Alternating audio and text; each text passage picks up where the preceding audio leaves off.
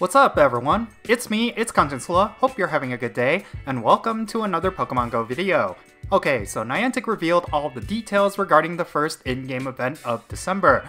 This event is going to be themed around the release of the Mythical Pokémon Keldeo, and there is something really terrible that is happening here. I'm going to be explaining what that is in this video, so let's roll the intro and get right into it.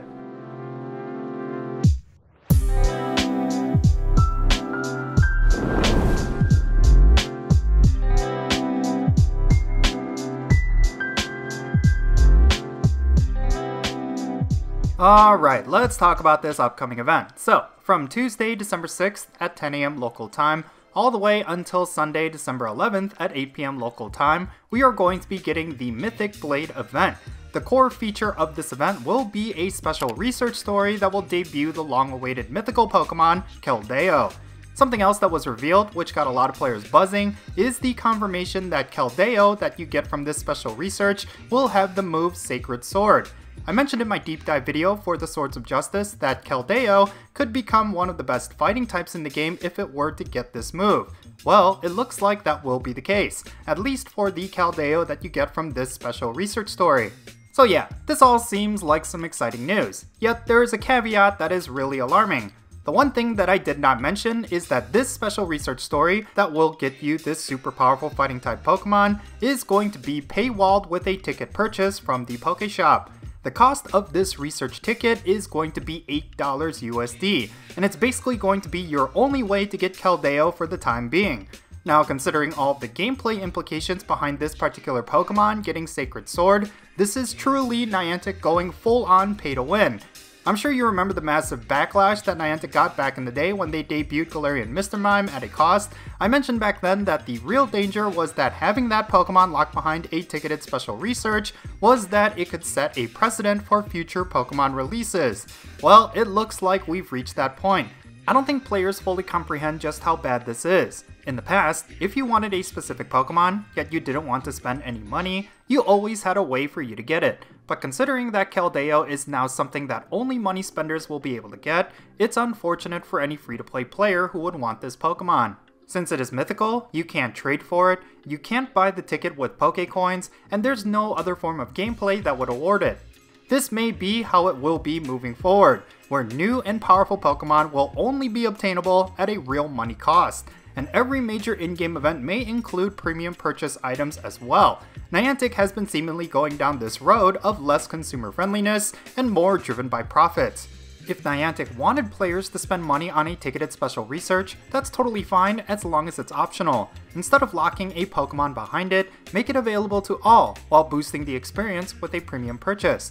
Sure, there are actually some rewards that you will get aside from Keldeo with this ticket, but it should be optional. Alongside getting Keldeo, the special research ticket will also get you a Keldeo themed t-shirt avatar item, 14 rare candies, 12 silver pinup berries, 2 incubators, 2 super incubators, 2 incense, and various fighting type and water type encounters. You will also get special incense spawns as well if you purchase this ticket.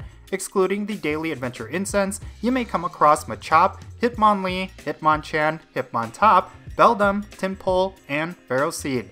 This is not necessarily that impactful of a spawn list, except for maybe Beldum. Since you'll be needing premium items in order to access these Pokemon, this actually is frustrating me even more. In order to get the most out of this special research ticket, you will essentially have to spend more money to run incense around the clock. For some players, this may not be an issue.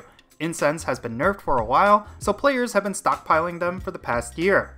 So yeah, everything on paper is not looking too fantastic. You will be spending $8 for a very powerful mythical Pokemon, and you will be getting various premium items and Pokemon encounters. But one of the perks of this ticket requires you to spend premium items, thus the value of the ticket quickly diminishes over time.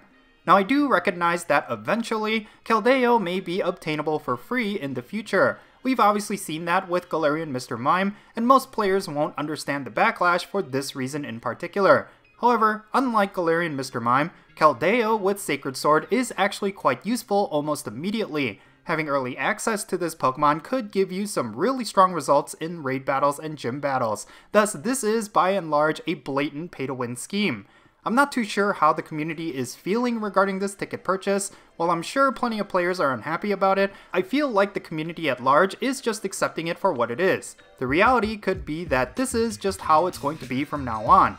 Long gone are the days where we could expect powerful mythical Pokemon to be obtainable for free. This was obviously the case for Pokemon like Mew, Celebi, Jirachi, etc., even though most would argue that those were paywalled as well because of Pokemon Go Fest.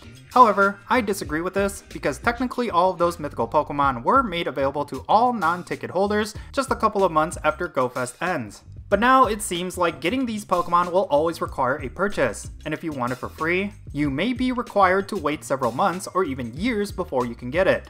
By that point, most of those mythicals will fall out of relevance as new Pokemon get released over time. I think at the very least, Niantic needs to communicate to their community of players. If they were to, let's say, talk about the reasons why they locked Keldeo behind this ticket purchase, then players can at least understand where they are coming from. Niantic could also save face by just simply mentioning that there will be non-ticketed opportunities to get Keldeo in the future. Then again, since Niantic has been driven by profits over the player experience, I would guess that they would withhold that information just so they can drive more ticket sales. It's heavily speculated that Keldeo will eventually make its way to elite raids just like Hoopa.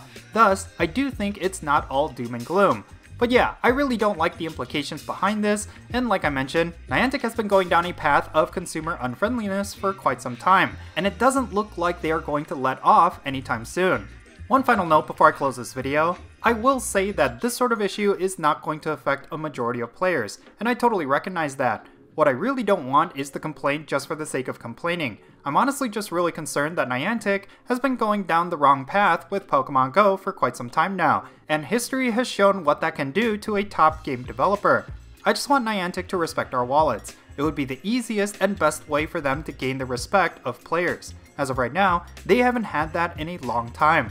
But yeah, with that said, that's going to be it for this video. Now, since this is a hot topic of discussion, I would love to know your thoughts down below. How are you feeling about Keldeo being locked behind a paywall? Let me know in the comments, and let's have a great discussion.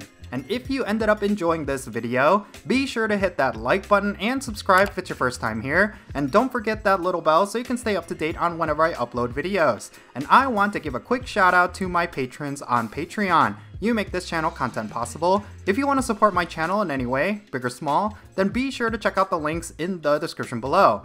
For all my patrons, they get a permanent spot on my in-game friends list, so if you want to interact with me in some way, like with remote raids, then do consider becoming a patron on my Patreon.